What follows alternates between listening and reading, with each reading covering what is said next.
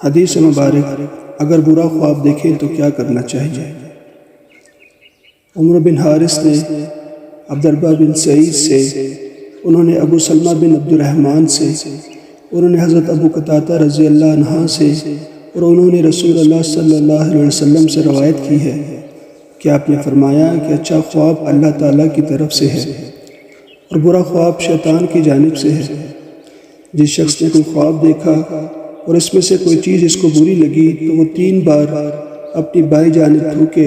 اور شیطان کے شر سے اللہ کی پناہ مانگے تو وہ خواب اس کو کوئی نقصان نہیں پہنچائے گا۔ اور یہ خواب وہ کسی کو بیان نہ کرے، اگر اچھا خواب دیکھے تو خوش ہو اور صرف اس کو بتائے جو اس سے محبت کرتا ہے۔